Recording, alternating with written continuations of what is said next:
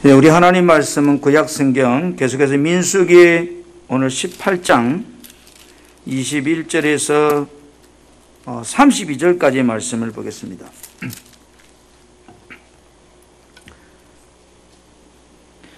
구약성경 226페이지입니다.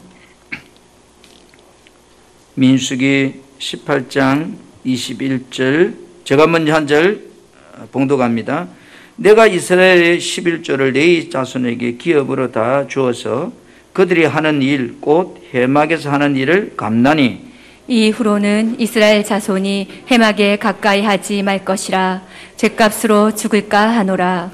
그러나 내 이는 해막에서 봉사하며 자기들의 죄를 담당할 것이요 이스라엘 자손 중에는 기업이 없을 것이니 이는 너희 대대로 영원한 율례라. 이스라엘 자손이 여호와께 거제로 드리는 11조를 레인에게 기업으로 주었으므로 내가 그들에 대하여 말하기를 이스라엘 자손 중에 기업이 없을 것이라 하였노라. 여호와께서 모세에게 말씀하여 이르시되 너는 레인에게 말하여 그에게 이르라. 내가 이스라엘 자손에게 받아 너희에게 기업으로 준 11조를 너희가 그들에게서 받을 때 그 11조의 11조를 거제로 여호와께 드릴 것이라. 내가 너희의 거제물을 타작마당에서 드리는 곡물과 포도주 틀에서 드리는 즙같이 여기리라. 너희는 이스라엘 자손에게서 받는 모든 것의 11조 중에서 여호와께 거제로 드리고 여호와께 드린 그 거제물은 제사장 아론에게로 돌리되 너희가 받은 모든 헌물 중에서 너희는 그 아름다운 것 곧 거룩하게 한 부분을 가져다가 여호와께 거제로 드릴지니라. 이러므로 너는 그들에게 이르라. 너희가 그 중에서 아름다운 것을 가져다가 드리고 남은 것은 너희 레인에게는 타작마당의 소출과 포도즙 틀의 소출같이 드리니 너희와 너희의 건속이 어디서든지 이것을 먹을 수 있음은 이는 해막에서 일한 너희의 보수임이라. 너희가 그중 아름다운 것을 받들어 드린즉 이로 말미암아 죄를 담당하지 아니할 것이라. 너희는 이스라엘 자손의 성물을 더럽히지 말라. 그리하여야 죽지 아니하리라. 아멘. 아멘. 지난 한 주 말씀을 준비하면서 유튜브에 들어가서 11조라는 단어를 한번 쳐봤어요. 한마디로 혼란스럽다. 이단이 올린 내용도 있고 기성교회 올린 내용도 있고 목사인 내가 봐도 혼란스러운데 교인들은 얼마나 혼란스러울까. 여러 가지 참 많은 생각을 그런 영상들을 보면서 생각해 봤습니다. 여러분 구약성경이 필요 없을까요? 그럼 지금이라도 없애버리면 되죠. 그럼 신약성경만 있으면 되는가요? 여러분 신약성경을 설명해 주는 책이 사실은 구약성경입니다. 구약성경을 설명하는 게 신약책이 아니고 왜? 신약성경은 실체고 구약은 그림자이기 때문에. 한번 따라합시다. 신앙생활과 11조의 규례. 11조의 규례. 우리는 지난 시간 민수기 18장에서 레위 지파의 이제 각자의 위치와 역할, 그죠? 그들의 기업에 대한 말씀을 하면서 우리에게 주은 직분이 뭐예요? 하나님의 은혜로 주신 선물이라는 것을 말씀했습니다. 그리고 이제 이어서 18장 후반절에 이제 이 11조 이야기를 하고 있거든요. 하나님은 이스라엘 백성 12지파에게 11조를 바치라고 그래요. 그리고 레인들과 제사장은 11조로 생활하라고 그래요.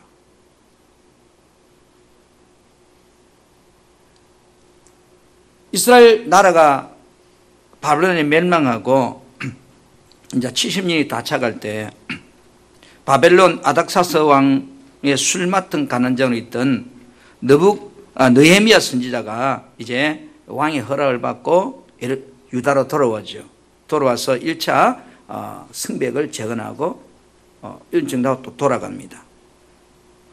그런데 느헤미야가 32년 쉽게 말해서 아닥사 32년에 다시 예루살렘에 와보니까 성전이 우리말로 완전히 창고같이 버림받아 버린 거예요. 왜 성전이 이렇게 해파되었을까? 그 이유를 조사해 보니까 백성들이 11조를 내지 않아서 성전에서 봉사하던 레위인들이 먹고 살기 위해서 다 모여 우리말로 돈벌이하러 일터로 다 가버린 거예요. 그래서 이 성전이 지금 이제 제사도 없어져 버리고 성전도 지금 이제 완전히 창고같이 해파되어 버린 거예요. 그 느헤미야 13장 10절부터 12절에 보면 다시 그래서 조사를 하고 느헤미야가 이제 그 성전에 일할 수 있는 레위인들을 불러들이고 이스라엘 백성들이 다시 11조를 드리게 함으로 예루살렘 교회가 쉽게 예루살렘 성전이 회복됩니다. 바벨론 포로에서 돌아온 후 예루살렘 성벽과 예루살렘 성전은 표면적으로 이렇게 이제 예행적인 모습은 갖췄어요. 그러나 백성들의 삶이 어때요? 힘들고 지치고 이렇다 보니까 신앙적인 해이에 빠지는 거예요. 오늘 우리도 마찬가지. 여러분 삶이 지치면요 신앙적인 갈등과 함께 해이에 빠져버리는 거예요. 되는 것도 없는데 뭐 이런 식이 되는 거예요. 세속적인 만족을 구하는 삶을 추구하면서 백성들이 11조를 바치지를 않아요. 그러니 성전에 봉사하던 레위인들은 어떻게 살아요? 그들도 사람이기 때문에 먹고 살아야 되는데 하나님이 성전에서 봉사하는 사람들 11조를 먹고 살게끔 만들어주는데 그래서 그들은 어쩔 수 없이 일하러 나가는 거예요. 그래서 성전은 자동적으로 뭐요? 예배가 없어지게 되고 해파되어 버리는 거예요. 말라기 3장 7절 9절에 와서는 말라기 선지자가 백성들에게 이렇게 말합니다. 너희들이 하나님의 규례를 지키지 않아서 지금 이제 지적하면서 그 하나님 규례 중에 11조 이야기를 하고 너희들이 11조를 도둑질했다고 책망합니다. 그러나 백성들이 뭐라고 그러죠? 우리가 언제 하나님 거 도둑질했어요? 그러니까 말라기 선지자가 뭐라 하죠? 11조 드리지 않은 것이 하나님께 도둑질한 것이라 이렇게 말해요.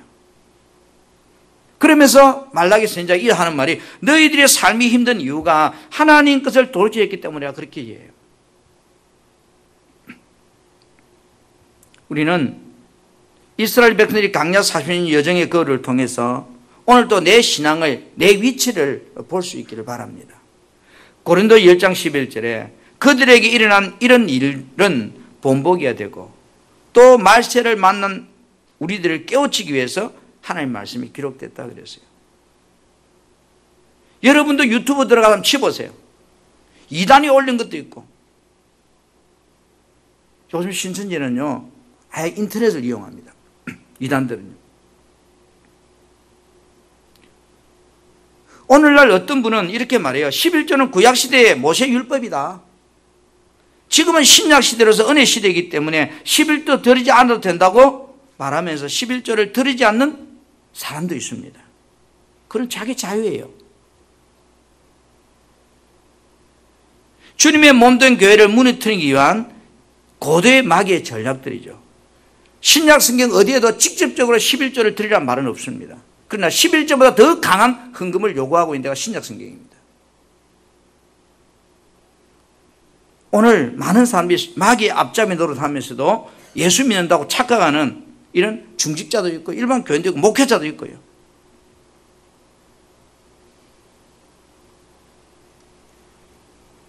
오늘날 우리가 신앙생활에서 헌금은 가장 큰 축복인데도 성도들의 가장 인기 없는 부분이 뭐예요? 이 헌금 이야기입니다. 그래서 헌금 이야기하면 교인들이 부담을 느끼고 별로 안 좋아합니다. 그러다 보니까 목사님들이 교인들에게 복받으라는 설교는 하면서도 정작 복을 받는 핵심적인 비결인 헌금 이야기는 다 빼버립니다. 그러면서 복받으라 설교합니다. 얼마나 모순적인 축복의 설교를 하고 있는지 우리는 다시 한번 뒤돌아보게 됩니다. 한번 따라합니다. 11조 드림을 통해서 11조 드림을 통해서 하나님이 주인임을 인정하는 것이다. 인정하는 것이다. 하나님이 내 주인, 하나님의 주권을 인정하는 거예요. 여러분 돈이라고 하는 역사의 근원을 이래 찾아보면요 신과 깊은 관계를 가지고 있습니다. 그래서 이 돈을 영어로 뭐라 그러죠? money라고 그래요. 그래서 money란 말은 라틴어 모네타라고 하는 단어에서 유래된 말이에요. 여러분 사실 영어는 전부 라틴어에서 출발하거든요. 근원이. 그래서 모네타라고 하는 이 말은 인류의 재산을 분배하고 감독하는 신의 이름이 모네타예요. 들어가 보니까. 그래서 사람이 돈을 절대화시켜서 돈이 최고야, 돈 없으면 못 살아, 이렇게 여러분 생각하게 되면 돈은 그 순간부터 그 사람이 뭐가 되죠? 우상이 되는 거예요. 그래서 돈은 그 순간부터 그 사람을 지배하고 통치해 가는 겁니다. 돈 따라가는 거예요. 여러분 돈은 상대적이에요. 절대적인 것은 누구예요? 오직 하나님 한 분밖에 없어요. 세상의 모든 것은 상대적이에요. 우리는 물질의 주인이 하나님이기 때문에 우리는 뭐요? 돈의 청직이에요. 돈의 주인이 아니고. 그러니까 하나님이 결제하면 우리는 가서 뭐요? 지급하는 심부름꾼이에요. 돈이 아무리 많아도 여러분을 정말로 행복하게 해줄 수 있을까요? 그렇기 때문에 우리는 돈에 대한 개념에서 절대 가치를 두면 그 사람은 우상숭배자가 되어버려요. 상대화시켜야만이 내 삶의 돈이 우상이 안 되는 거예요. 여러분 사람들이 근심하고 고민하는 이유가 뭘까? 그래서 근심과 고민이라는 말을 헬라어로 이렇게 찾아보니까요, 메로르라고 하는 단어더라고. 메로르. 이 말은 마음이 나누어진다, 그런 뜻이에요. 그러니까 마음이 나누어진 이유는 또 뭔가 알아보니까 두 주인 때문에 생기는 현상이라고 해요. 두 주인. 그래, 주인이 두 개가 되니까 이리 갈까 저리 갈까 고민하고 염려하고 막 근심하고 이래 되는 거예요. 하나밖에 답이 없으면 고민할 일이 있습니까? 고민이 안 되죠. 주인이 두 개다 보니까 어디로 가야 될지.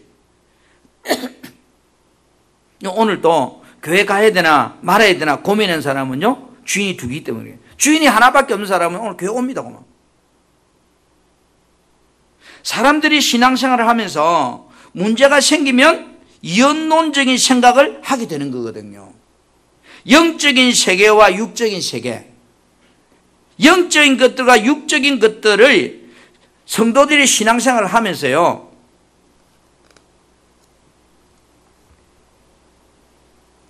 영적으로는 하나님도 필요하고 육적으로는 물질 돈도 필요하고,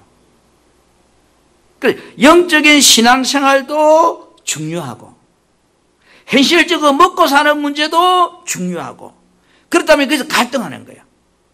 지금 주인이 둘입니다. 고민하고 갈등합니다. 오늘 일하러 가야 돼? 말아야 돼? 그래서 고민과 근심은 두 개의 세상에서 망설일 때 생겨나는 현상들이에요. 여러분들이 고민하고 갈등하고 있다면 지금 그 문제의 주인이 둘이라는 거예요. 성경을 보면 그 답을 말하고 있어요. 엘리야가 가멜산에서 850명 바알 선지자들과 어느 신이 진짜 신인지 놓고 대결하는 장면이 나오잖아요. 여러분 여기서 바알은 뭐예요? 오늘 말하면 재물이에요. 재물. 풍요와 부여의 신, 돈 신이에요.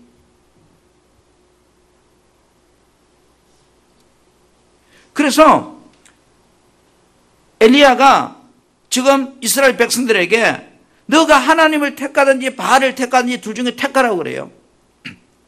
선택하라고 그래요. 열왕기상 18장 21절에 보니까 대답해봐라.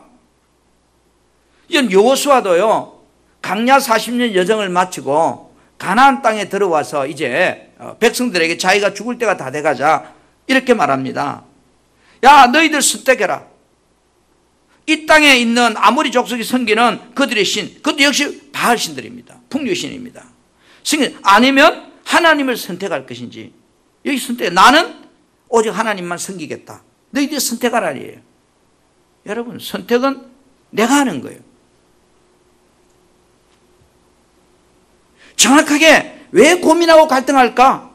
예수님께서 마태복음 6장 24절에 두 주인이 무엇인지를 우리에게 분명히 말해줍니다.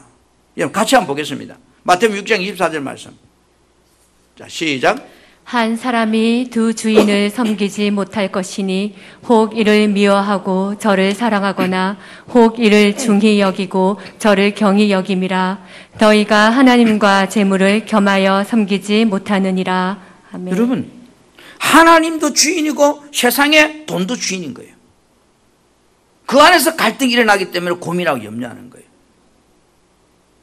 왜 사람들이 신앙생활을 하면서 기쁨과 행복함을 누리지 못하는 것일까?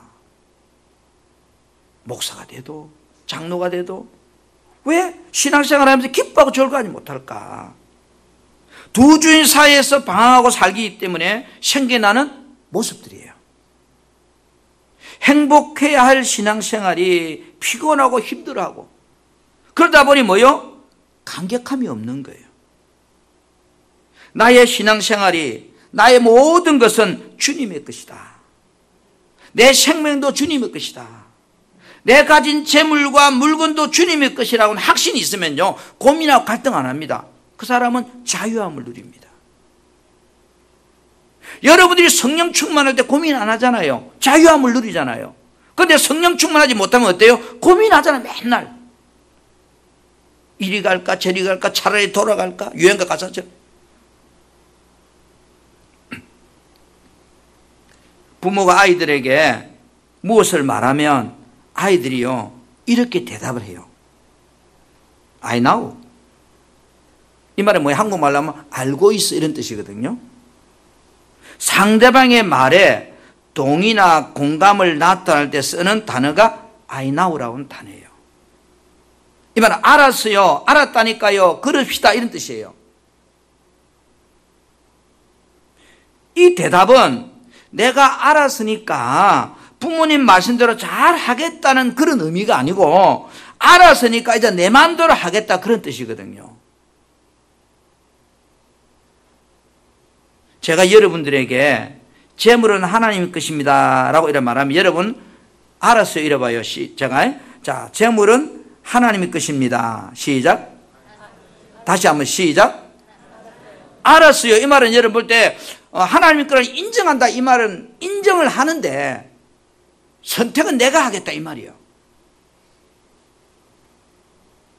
기회주의적인 대답이죠.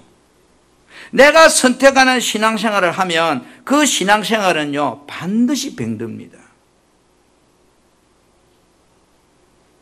어느 날 하나님께서 아브라함에게 찾아와서 독자 이삭을 번제물로 바치라고 하잖아요. 왜 하나님께서 아브라함에게 찾아와서 독자 아들 이삭을 바치라고 했을까? 뭐 많은 이유는 있겠죠. 그러나 정황을 살펴보면 늦게 얻은 귀한 아들이기 때문에 자신도 모르게 정말로 이 아들을 많이 기대하고 많이 사랑하고 그랬던 배경이 깔려 있는 것 같아요. 그러니까 하나님께서 이놈 봐라. 하나님 보실 때에 정말로 이 아브라함이 나를 더 사랑하는지 자기 아들을 더 사랑하는지 테스트하고 싶은 거예요. 하나님은 아브라함이 아들과 하나님 중에 누구를 더 중요하게 여기는지 알고 싶었습니다. 여러분 11조는 무엇일까요? 내가 가진 모든 재물은 하나님의 것이라고 하는 주권을 인정하는 거예요. 내 삶에 하나님이 물질보다 더 중요하다는 것을 하나님 앞에 고백하는 내 신앙의 고백 행위예요. 같은 거예요. 우리들이 11조를 여러분 복을 받기 위한 목적으로 드리는 예물로 생각하면 안 돼요. 자꾸 일부 목사님들이 11조는 복 받는 거라고. 복 받는 게 맞아요. 그러나 근원적으로 11조는 복을 목적으로 하고 드리는 게 아니라니까요.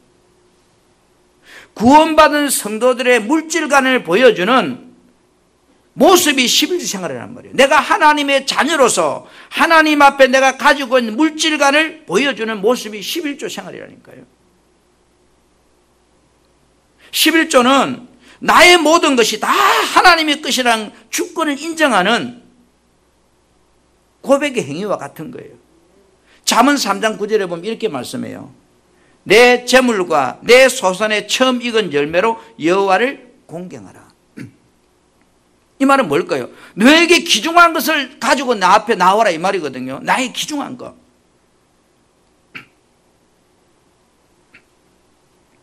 신앙생활에서 11조는 돈의 개념을 뛰어넘어서 하나님이 나의 삶의 주권자이시다, 주인이시다. 내가 하나님을 인정함과 동시에 하나님 앞에, 그분의 주인 앞에 내가 경의를 표현하는 고백의 행위의 모습이단 말이에요. 한번 따라합시다. 하나님의 주권과 은혜를 인정하는 감사의 표현이다. 감사의 표현이다. 여러분 11조요. 내가 받은 은혜와 축복에 대하여 감사하는 믿음의 표현의 행위입니다.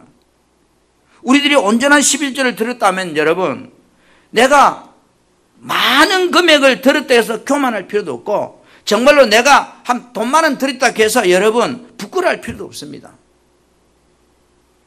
헌금이라고 하는, 연보라고 하는 원래 단어를 찾아보면 이런 뜻을 가지고 있어요. 순수하다, 혼합되지 않다. 이 말이 헌금과 연보라는 단어 속에 들어있는 의미예요. 헌금을 드릴 때 하나님 감사합니다, 이런 마음으로 드리는 것이 헌금이거든요. 그게 고린도후서 8장 1, 2절 말씀의 의미죠. 자, 신앙생활을 해도 하나님의 은혜를 깨닫지 못하면 그 사람은 온전한 11조를 드리지를 못해요. 제가 말하는 온전한 11조, 11조 온전한 11조 또 다르죠. 제가 지금까지 이 교회를 개척하고 한 28년을 이 교회들을 쭉 지켜보면서 어떤 분은 생활비를 빚내어 쓰면서 11조를 드리면서 감사하는 성도도 있더라고요. 힘들지만 빚을 낼 수 있는 것도 하나님의 은혜라고 고백하면서 11조를 드린대요. 또 어떤 분들은 부모님이 소천한 후에 받은 부의금에 대해서, 또는 자녀들이 결혼하고 받은 축의금에 대해서 11조를 드리는 분도 있고, 또 어떤 분은 11조를 드리되 경조사 비용을 다 제하고 나서 남은 돈에서 계산해가 11조 드리는 사람도 있고, 경조사 수입은 아예 하나님께 11조 드리지 않는 사람도 있고,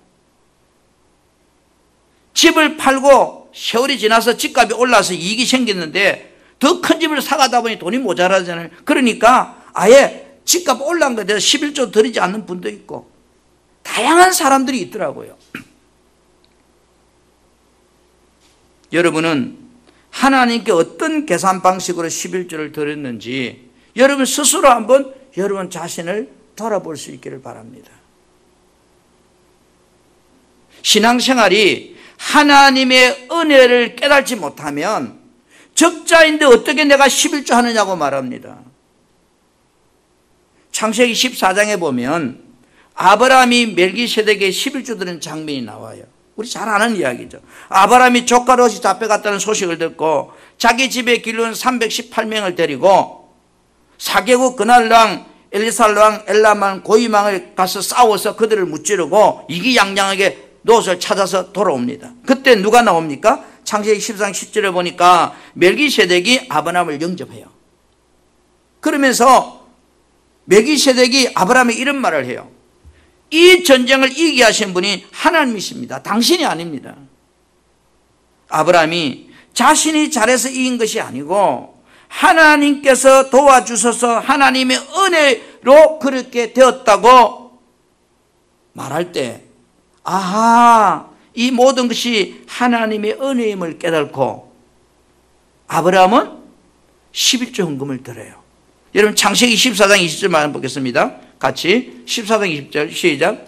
너희 대적을 내 손에 붙이신 지극히 높으신 하나님을 찬송할지로다 하매 아브라함이 그 얻은 것에서 10분의 1을 멜기세덱에게 주었더라. 분명히 하나님의 은혜를 감사하는 의미로 드린 게 11조예요. 아브라함이 11조를 드리는 감사의 표현이 무엇을 의미하고 있는가요? 모든 것이 하나님의 은혜였구나. 내가 물론 열심히 수고했지요.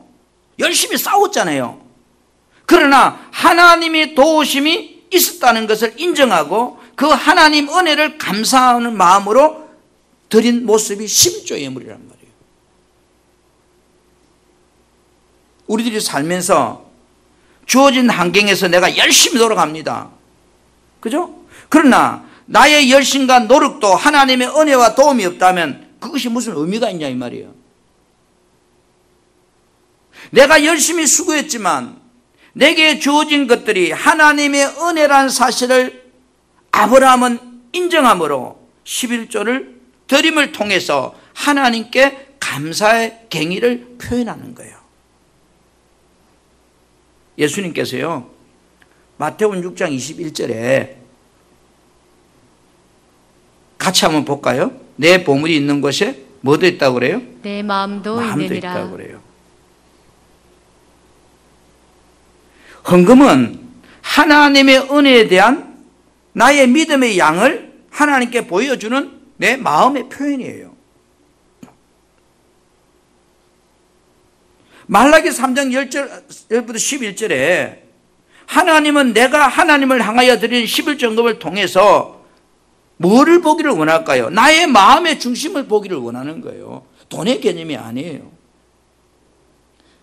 11조라는 것은 사람들이 율법적으로 접근하니까 뭐 11조를 해야 된다, 안 해야 된다, 하지 말아야 한다, 정말로 말들이 많아요. 제가 유튜브를 보면서 혼란스러운 게 그거예요. 이 말도 맞고 저 말도 맞고. 그럼 어느 말이 맞는 거예요? 여러분, 우리는 쏘으면 안 돼요. 여러분, 천국이 있다 없다 싸울 필요 없어요. 보면 천국이 있다고 믿으세요. 그래가지고 천국 가서 봐가 천국이 없으면 본조이고 있으면 다행이고 그렇잖아요. 뭐 가보지도 않고 천국이 있다 없다 그래서 믿을 필요가 없다 그렇잖아요. 여러분, 천국이 있다고 하면 믿으세요. 없다고 해도. 그래서 가서 있으면 뭐요? 당연한 거, 없으면 뭐 본조이지 뭐요. 뭐를 11조로가 싸우고 논쟁을 해요?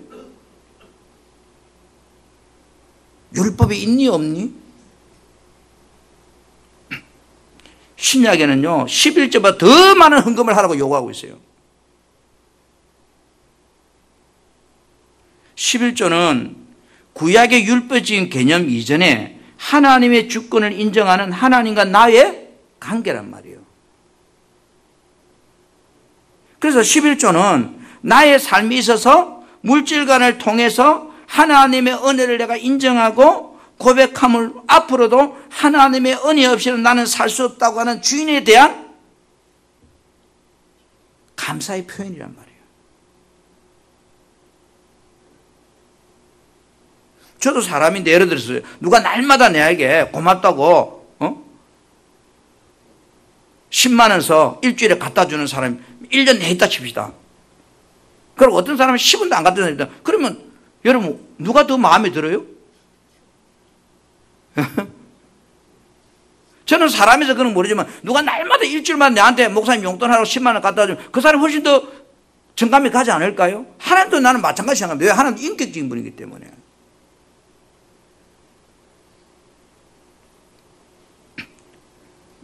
따라합시다. 11조는 주님의 일에 동참하는 삶이다. 주님의 일에 동참하는 삶이다. 오늘 민수기 18장 21절에 다시 봅니다.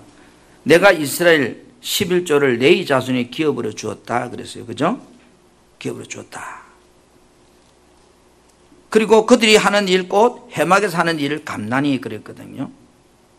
그 다음에 24절에도 보면요, 11조는 레위인의 기업으로 주었으므로 내가 그들에 대하여 말하기를 이스라엘 자손 중에 기업이 없을 것이다. 그러니까 이스라엘 백성들은 기업은 하나님의 기업이란 그 말이에요.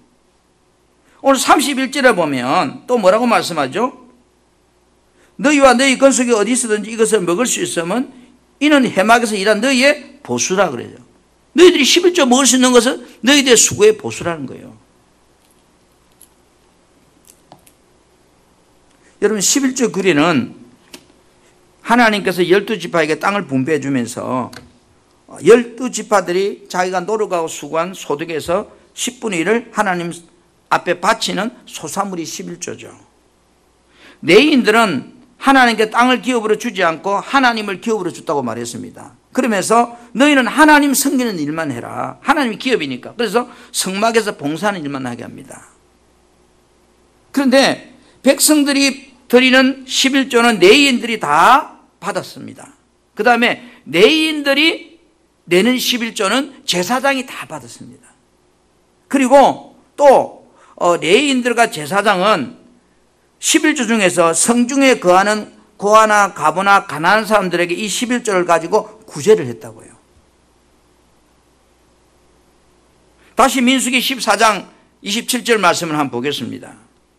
자, 14장 27절, 신명기 14장 27절. 자, 시작. 내 성읍에 거주하는 레위인은 너희 중에 분깃이나 기업이 없는 자이니 또한 저버리지 말지니라. 그럼 28절 떼놓고 29절 합시다. 시작. 너희 중에 29절 시작.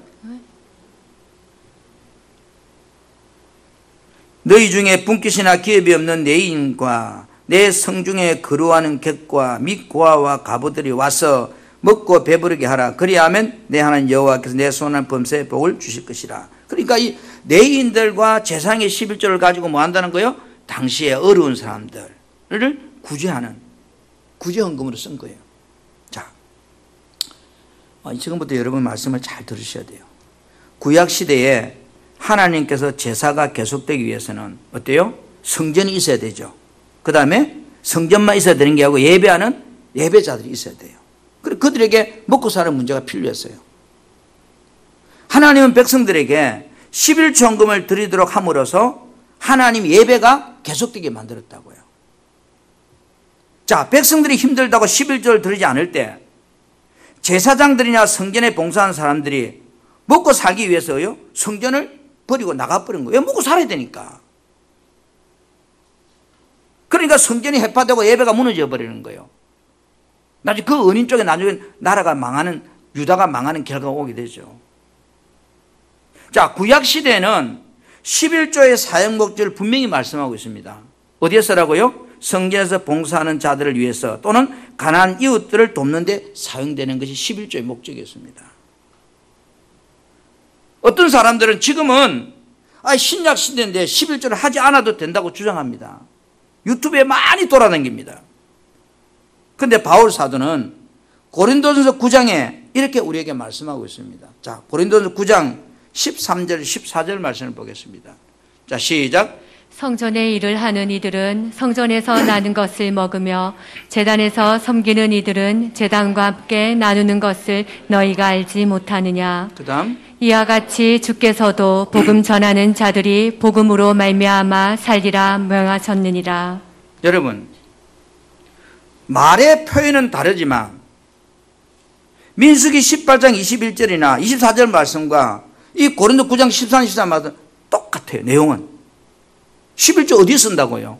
성전에 봉사하는 사람들, 성전에 가난한 사람도 없는데, 주에 일하는데.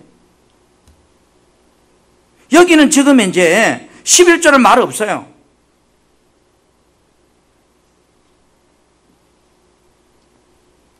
오늘날 교회 건물이 유지되고 예배를 드리기 위해서, 복음을 전하기 위해서 필요한 목회자도 필요하고 직원도 필요하고 운영비도 필요하고 교육 비용도 필요하고 선교비도 필요하고, 그럼 재정이 없으면, 돈이 없으면 교회는 무너지고 복음 전파는 중단될 것이고, 당연하지 않습니까? 구약이나 지금이나.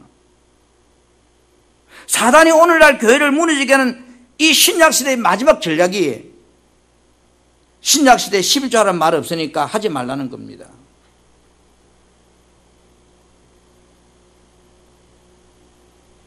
여러분, 히브리서 10장 1절에 보니까 율법은 장차 올 좋은 일의 그림자일 뿐이요 이랬어요. 율법. 그럼 구약 성경이 뭐예요? 신약의 그림자라는 거예요. 구약 성경 말씀은 신약 말씀의 모형이고 그림자란 말입니다. 그러면 그림자인 구약 성경 말씀에서 11조를 드리라고 말씀하고 있다면, 여러분, 실체가 더 선명합니까? 그림자가 더 선명합니까? 그림자가, 실체가 훨씬 더 선명하죠. 그림자에서 11조를 드리라고 말한다면 실체는 얼마나 더 선명하겠어요? 사람들이 구약 시대니 신약 시대니 구약에 그런 말이고 저 필요 없다고.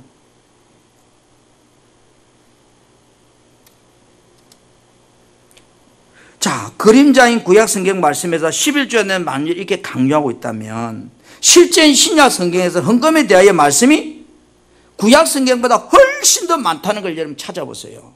예수님의 물질에 대한 말씀이 마태복음에 91번이나 등장해요. 이거는 제 자료가 아니고 정리된 자료의 내용이에요. 그리고 사복음 전체에 보니까 예수님께서 330번이나 물질에 대한 말씀을 계속하고 있어요.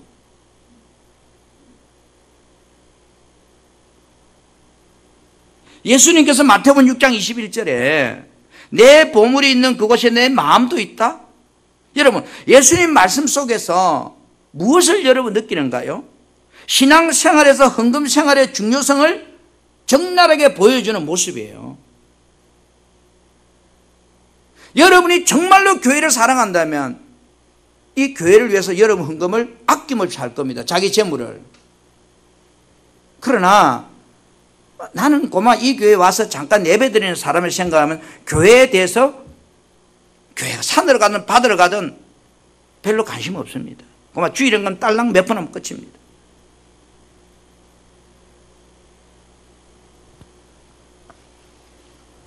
사도 바울은 고린도 교회를 향해서 헌금에 대한 말씀을 하십니다. 자, 다시 한번 보겠습니다. 고린도전서 16장 1절 2절 말씀을 우리 같이 보겠습니다. 자, 시작. 성도를 위하는 연보에 관하여는 내가 갈라디아 교회들에게 명한 것 같이 너희도 그렇게 하라. 매주 첫날에 너희 각 사람이 수입에 따라 모아두어서 내가 갈 때 연보를 하지 않게 하라. 아멘. 여러분, 갈라디아 교회에서 어떻게 연보하란 말은 성경에 아무리 찾아도 없습니다. 그런데 갈라디아 교회에서 내가 헌금에 대한 이야기를 한 것처럼 그러면서 2절에 매주 첫날에 너희 각 사람의 수입에 따라서 모아두어서 내가 갈 때 그때 헌금 받으러 가지 말고 다 정리하고 그때 가면 헌금 그만하게 하는 거예요. 여기서 수입에 따라 이 말은 뭐예요? 얻은 대로 그런 뜻입니다. 원어적으로. 그래서 하나님께서 복을 주신 만큼 각자는 따로 그 예물을 떼어놓으라 이 말이에요. 헌금을. 매주 첫날, 그럼 주일이겠죠. 안식일이니까. 자, 여러분은 각자의 수입에서 일부를 별도로 떼어 모아 두십시오. 그래서 내가 가거든 그때 그 헌금을 주세요 이 말이에요. 표면적으로는 여러분 11조 내란 말 없습니다. 하지만 반드시 자신의 수입에서 하나님께서 드려야 하는 물질이 있다는 것을 지금 사도 바울은 고린도 교회를 향해서 강요하고 있습니다. 11조과 똑같은 거죠. 어쩌면 11조보다 더 많을지 몰라요. 왜? 매주마다 각자의 수입에서 별도로 떼락했으니까 그게 10분의 2가 될지 10분의 3이 될지 10분의 1이 될지 우리는 몰라요. 우리 11조라니까 10분의 1을 드린다서 11조지 10분의 1을 성경이 10분의 1을 들으면 10분의 2조죠 그게. 어떤 분들은요 자신들이 헌금해서 교회를 유지하고 목사님을 먹여서 살린다고 하는 이런 악한 분도 있습니다. 그런 사람들을 보면요 교회에서 시험 들거나 목회자 관계가 안 좋으면요 헌금도 안 해요.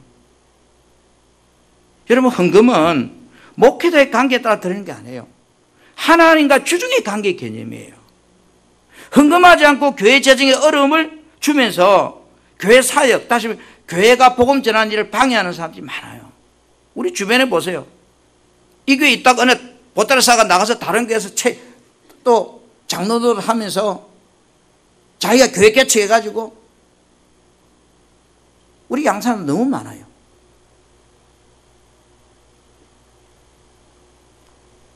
양산만 있을까요? 사도 바울은 고린도서 3장 9절에 이렇게 말해요. 우리는 하나님의 동력자들이다. 여러분 동력자란 말이 뭘까요? 하나님과 협동해서 일하는 사람이라는 그런 뜻이잖아요. 하나님께서 이 시대에 교회라고 하는 매개체를 통해서 구원의 역사를 이루어 가십니다. 이 구원사에게 나를 하나님의 동력자로 세워주시다 이 말이에요. 이 땅에 하나님의 구원 사역이 계속하기 위해서는 구원받은 우리들에게 각자의 하나님이 달란트를 주어 직업을 줬어요.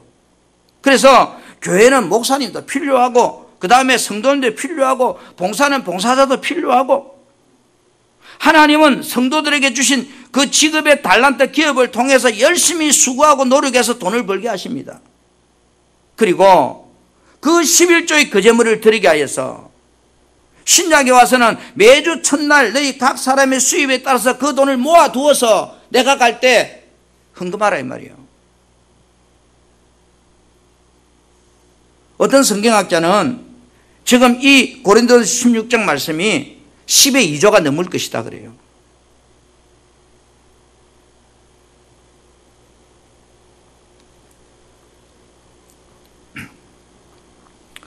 그래서 성막에서 봉사하고 헌신한 자들에게 사명이 감당하는데 사역이 중단되지 않도록 하나님은 예물을 통해서 주의를 해 가시는 거예요. 그래서 우리들이 구원 사역의 동력자가 되도록 해서 하나님 일이 계속 멈추지 않게 하시는 거예요. 일본의 유명한 내총 감사라고 하는 목사님은 그의 책 쪽에 설교 중에 이런 내용이 있어요. 11조와 봉해, 그 11조는 하나님과 가장 내가 유익한 거래다. 하나님은 하나를 주고 열을 요구하시는 분이 아니고 열을 주고 하나를 요구하시는 분이다. 이렇게 그의 설교집 촉에 나와 있습니다. 자, 하나님의 좋은 여러분 일꾼이 되려고 하면, 그리스도의 군사가 되려고 하면 반드시 우리가 뛰어넘어야 될 벽이 있는데 그게 뭐냐면 온전한 11조 생활이에요. 구약의 이 레위기나 이 나중에 신명기를 보면 23% 정도 돼요. 봉헌물과 11조의 금액이. 그럼 우리는 온전한 11조 할 때 이 봉헌물이 포함된 걸 이야기하는 거거든요. 그래서 여러분, 내가 하나님의 사역에 어떤 사람은 11조만 딱 하고 일치 안 하는 사람도 있습니다. 그건 온전한 11조 생활이 아니에요. 분명히 봉헌물이 들어가야 돼요.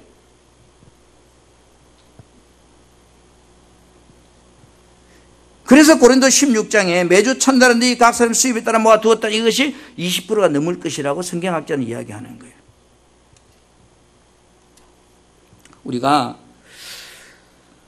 신앙생활을 제대로 하려고 할 때 이 11조 벽에 걸리지 않는 사람은 없을 것입니다. 그리고 말라기 선자 시대의 삶이 힘들자 11조 봉헌을 하나님께 드리지 않잖아요. 왜? 너무 힘드니까. 돈이 없거나 가난한 사람은 어려워서 못한다고 하지만, 또 부유하고 넉넉한 사람도요, 하나님 앞에 동력자라는 사명이 분명하지 않는 사람은요, 온전한 11조 봉헌물 드리기 굉장히 어려워요. 모르겠어요. 11조는 할 수 있을지 모르지만 봉헌물까지는 정말로 참여하기 어려울 거예요. 예수님께서 하시는 말씀을 정리해 보면, 아무리 힘들고 어려워도 나의 신앙생활에서 반드시 뛰어넘어야 할 벽이 있는데, 그것이 뭐냐? 온전한 11조 생활이다. 아멘. 자, 보겠습니다. 마태복음 23장 23절. 자, 시작. 화 있을진저 외식하는 서기관들과 바리새인들이여, 너희가 박하와 회양과 근체 11조는 들이되 율법에 더 중한 바 그 다음 정의와 긍휼과 믿음은 버렸도다. 그러나 이것도 행하고 저것도 버리지 말아야 할지니라. 아멘. 아멘. 자, 이 말씀은 현대인의 성경 제가 번역을 보니까 율법학자들과 서기관 율법학자거든요. 율법학자들과 바리새인들아, 지금 당시에 이 사람들이 자기 말 하나님 제일 잘 믿는다고 하는 사람들이죠. 너희 위선자들에게 불행이 닥칠 것이다. 너희는 박하와 해안과 근처의 11조를 바치면서 율법 가운데 더 중요한 정의와 자비와 믿음은 저버렸다. 그러나 11조도 바치고 이것도 버리지 말아야 한다, 이랬어요. 여기 보세요. 하 있을전저, 이 말이 무슨 말일까요? 언어적으로 보면 호아이 호티, 이 말이거든요. 호티란 말은 왜냐하면, 왜 예수님께서 저들을 비판했는가 하면 11조 문제 때문이다, 이런 거예요. 자, 11조는 구약율법에서 반드시 드려야 되는 물질이라고 레위기에 그랬죠. 그런데 너희들이 11조 드리는 것은 당연하다. 그래서 들었다는 거예요. 그런데 더 중요한 정의와 자비와 믿음은 저버렸다. 이 말이 뭘까요? 11조 드리는 것은 당연한 것이고 더 나아가서 하나님 일, 이웃 사랑, 하나님을 사랑하는 일에는 너희들이 뭐요? 하지 않았단 말이에요. 11조는 당연히 들으면서 하나님을 사랑하고 이웃 사랑하는 일에 너희들이 하지 않았다는 거예요. 그럼 이게 뭘까요? 이게 봉해물이죠. 구원받은 성도는 신앙인이 가져야 할 가치 중에 11조 헌금 생활은 당연한 거라 이 말이에요. 그걸 논할 논쟁이 아니라는 거예요. 더 나아가서 신약에는 뭐요? 엄남만 품어도 간음이라 했잖아요. 신약에서 하나님의 사랑은 뭐예요? 이웃 사랑, 하나님 사랑이잖아요. 그것이 십자가의 강령이잖아요. 정의와 자비와 믿음을 벌단 말이 뭘까요? 너희들은 11조인 것을 당연하게 그것으로 만족했다는 거예요. 더 나아가서 오늘 하나님의 일, 하나님의 뜻을 행하는 일은 너희들이 하지 않았다는 거예요. 신약 성경에는 11조 드리라는 말은 없어요. 억지로 끄다 붙일 필요는 없어요. 그러나 분명히 11조보다 더 많은 물질의 개념을 하나님은 우리에게 요구하고 있다는 걸 잊으면 안 돼요. 막 구약 성경이 어떠니 신약 시대 어떠니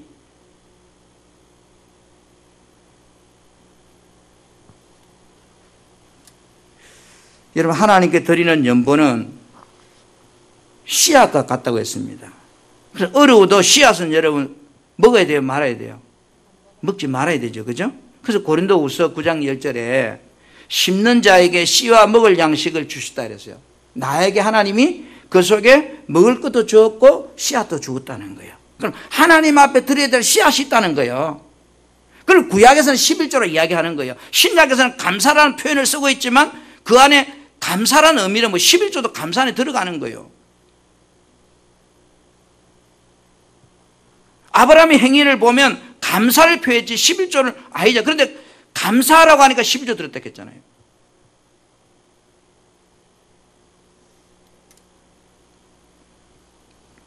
여러분들이 신앙생활이 11조헌금 개념을 뛰어넘는 연보를 하려고 해야 돼요.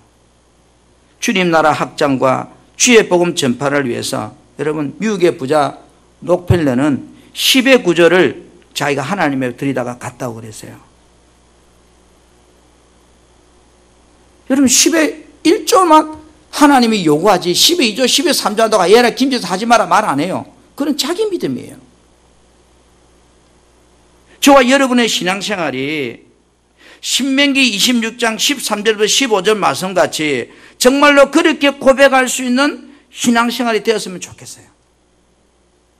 여러분 한번 좀 떼어주세요. 같이 한번 이 말씀을 현대인의 성경으로 같이 한번 12절부터 크게 한번 합독하다 시작.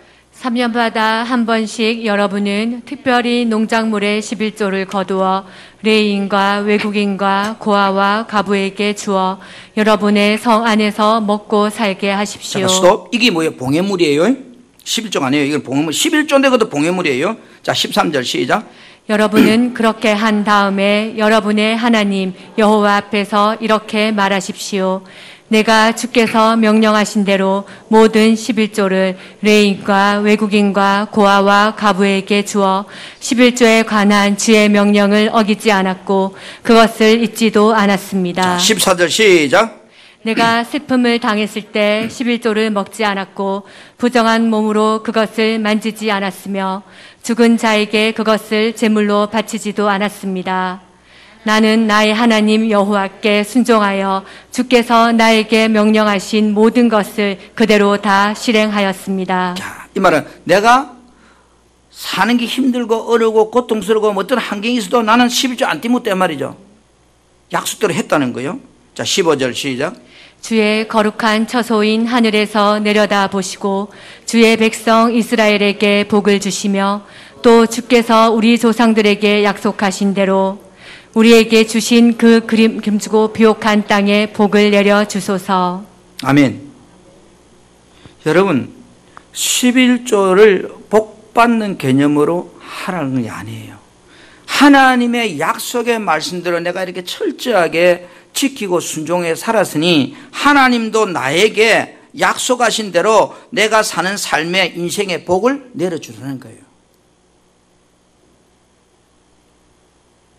여러분, 구원받은 성도에게 11조 헌금은 하나님과 나 사이에 절대적인 가치를 가진 물질이라는 것을 우리 늘 기억해야 돼요. 신앙생활에서 물질관이 하나님 앞에 부끄러지 않는 여러분 신앙생활이 되기를 주님의 이름으로 축복합니다.